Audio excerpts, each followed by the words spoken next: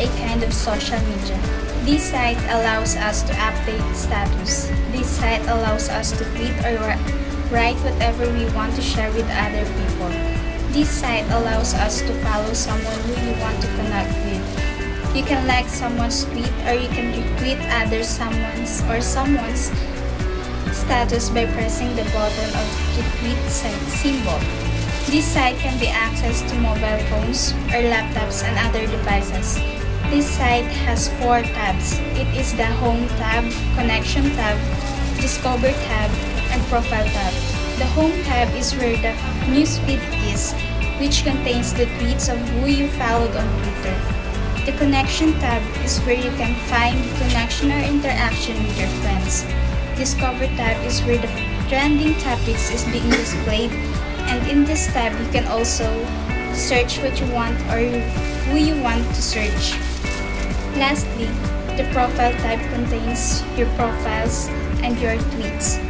Twitter is being popular because it is mostly used by people for their personal thoughts or entertainment. Some of Twitter users are following their favorite celebrities for the updates about them, and some Twitter users are use Twitter as their human diaries. Twitter is also being used by entertainment and news.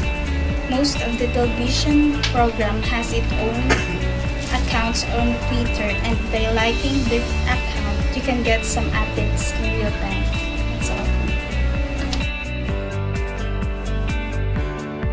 Before, I've watched a movie entitled Harry Potter and the Goblet of Fire. As part of the popular Harry Potter book and movie series, it was definitely one to remember. This movie is mainly about large-scale competition between wizards that takes place at Hogwarts over the course of the school year. True to Harry Potter form, the characters encounter problems, tragedies, challenge, and mysterious behavior that they are forced to decode. New characters were introduced in this film, which was an enjoyable aspect and added a new element of intrigue that the previous Harry Potter films did not possess. Also, this film was long enough to tell the story. Another great aspect of it was the special effects, particularly with regard to all of the scenes featuring the dragons. This movie was also different from the rest because it had more story concerning the characters' love lives. In one particular scene, the characters went to the ball, and it was so much fun to watch. It was so cool to actually feel like you were also there. Overall, in my own opinion, this was the best Harry Potter film yet, and portrays the fantastical story of Wizard and the world of Hogwarts extremely well. With the addition of new characters, the fact-based nature of the film, and the added romantic aspects, this movie was truly a great one. That's all. Thank you.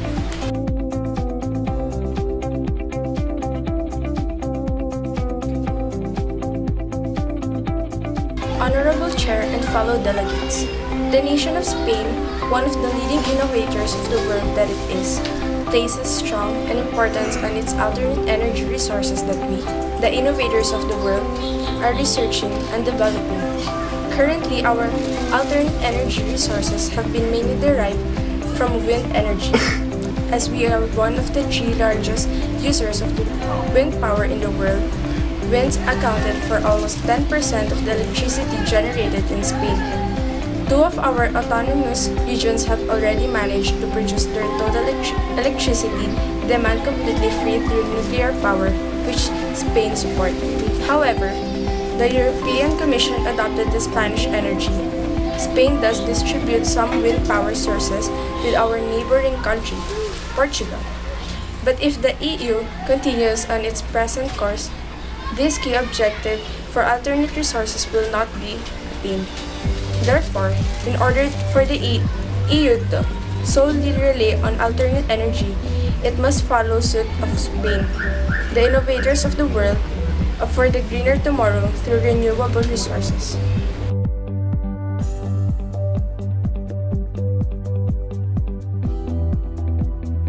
after reading Khalil Gibran poem on love, I felt like he's talking about the wisdom in the love. It is basically we need let ourselves be in love. We should just let love to take us wherever it wants. Trying to control love is not going to successful idea. We just have to trust in our love to give us the right way. Even though love hurts, but still the end we will find out that it is all worth it. In this poem, when he said, when love beckons you, follow him. It felt like when love is there for us, we should not deny. We should go with the flow. We should let the love to show us the right path. Again, it hurts in love. Love hurts, but still should not give. That's all.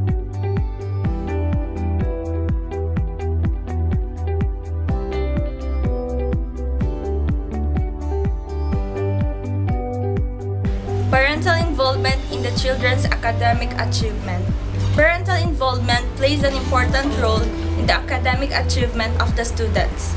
Almost all the students who are at school or went to school have their parents involved in their education.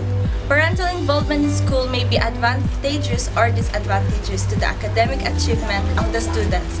Various factors and branching situation may be an outcome of the said involvement. Students nowadays often aim to achieve high marks not because of self-satisfaction or self-achievement, but because of the involvement of their parents. As to some parents, they are often pressuring their child or children to get particular desired grades. When students are pressured, they become stressed. When they become stressed, they will not be able to focus on their studies. It will be hard for them to study because of the fear that if they did not reach their parents' expectation, the latter will be disappointed. However, not all students feel the pressure of their parents' involvement. With their parents' supports and guidance, they are encouraged to study more and improve their performance at school. Some parents give their children some special rewards that may encourage them to focus on their studies. Parental involvement also gives chance for both the parents and their children to get know to each other and tighten their bond. According to Jane D. Hall, at the end of the day, the most overwhelming key to a child's success is the involvement of parents. The support of parents encouraging the children's positive attitude about school often results in improved behavior and less sanction for disciplinary reasons. They feel more inspired and dedicated to study, so they perform better.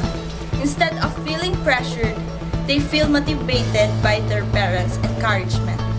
Parents have more interaction and discussion with their children and are more responsive and sensitive to their children's needs. Parents can help their children, and because of this, their bond strengthens more because of the communication.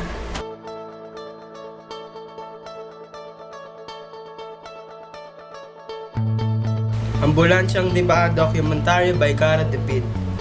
This documentary is all about the people in the mountain, the people who disregarded by government.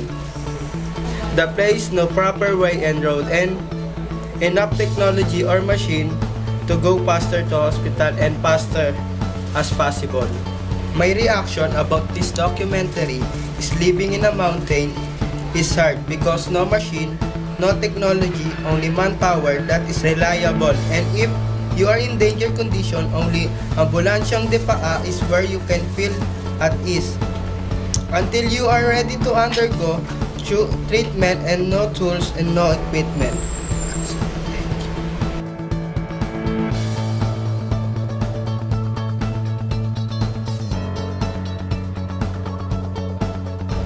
World Waste Free.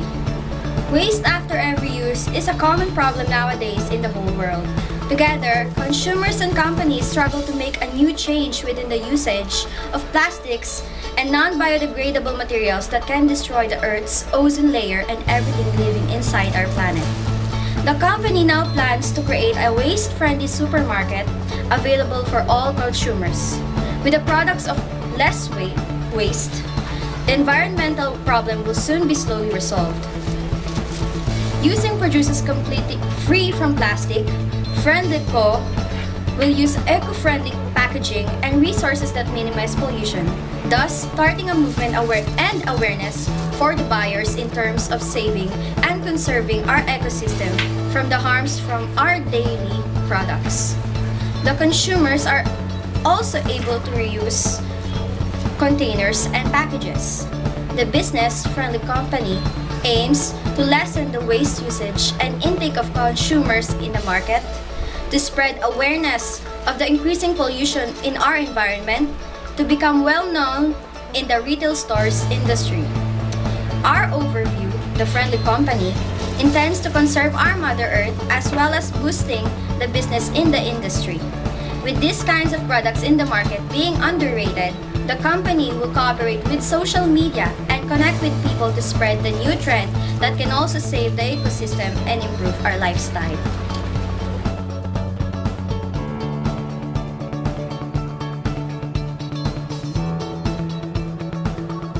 Many of us can relate to cheating. We all have done it at least once in our lives. And I think that is a huge factor on this film's popularity. The story is about Lynn, a smart but introverted high school student. Her father is a teacher who wants a better life for Lynn, so he persuades her to a more prestigious high school against her wishes. She has a best friend Grace, a pretty and popular student who's not that smart. Lynn helps her cheat in some exams so she can make her grades higher to qualify for the theater club. But Grace's rich boyfriend soon employs Lynn to help them for their exams. Bank, another unpopular but top student, becomes Lynn's acquaintance when they both represented their school for a quiz contest. Bank is not that rich. He lives with his mother and they have a laundry shop, but he aims for a better life. Banks honestly exposes Lynn.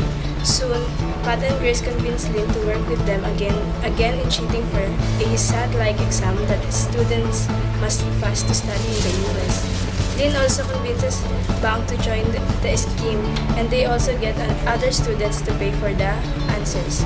We see that Lynn is being used by her classmates and friends. So far, after all that she did for them, she still took the blame and none of the others were found out. Bank, who is a genuine and good person at the start, soon changes after being hurt in the process because of other students who'd rather pay than do the hard work of studying.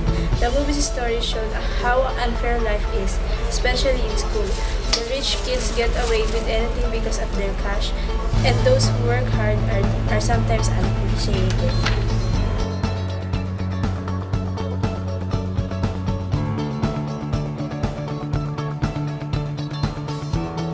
My reaction paper about the Passion of the Christ. I went to this movie expecting to cry, throughout but to surprise, I was in too much shock and pain to even muster a tear. I felt the pain and guilt of Jesus' sacrifice deep down inside of me, to the bone. I felt myself in a state of continuous ache. I felt emotional pain deeper than I have ever felt. No death of a father, grandfather, or close friend can compare. I have watched a friend dying and I have experienced an extreme loss of a loved one. But the pain that Jesus endured was beyond anything I could ever imagine. Of course, I recognized that this was only a movie and that the man on the screen was Jim Caviezel and not Christ. Even though those amazing gashes were only makeup, this movie definitely helped me put into perspective the amount of pain and suffering that Christ went through for each and every one of us. While watching this 2-hour movie of Christ last 12 hours, I couldn't help but feel a deep feeling of guilt and extreme unworthiness. It absolutely turned me up when Christ was on the cross and said, "Father, please forgive them. They know what they do." The statement struck hard. After all of that pain and suffering that Jesus has just endured, He still shows such amazing love. He loved each person who swung the torturous whip to create each bloody, deep gash on His body. He loved all of the men and women who cheer on the event and loved all of those who curse His name, for they know what they do. DepEd to monitor closely students administered with Deng Baksha. My reaction in this news is that some children that inject a vaccine getting a disease that becomes severe. In this news, it was alarming for us because it was very critical and dangerous. For individuals who have not been previously infected by the dengue virus should not be recommended. The analysis did, however, confirm that the vaccination provides persistent protective benefit against dengue infections in those who have had a prior dengue infection. And based on the DOH, the dengue vaccine is dangerous to the people who did not have dengue yet because this vaccine is not recommended by the doctors.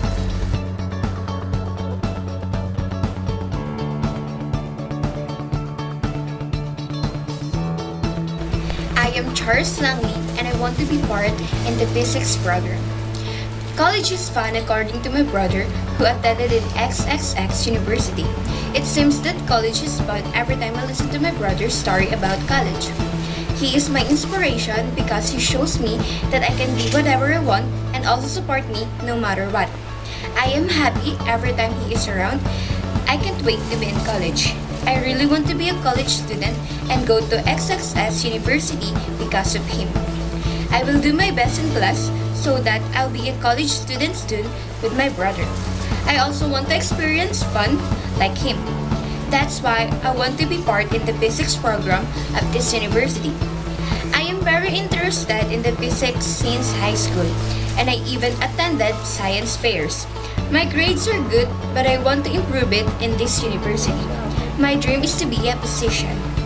I had attended many activities in the past, like being part of the Performing Arts Club, participated in state championship, and I also an athlete student. If I may be part in this program, I will dedicate myself. And also, my brother would be very happy if I can get in. So please consider my application.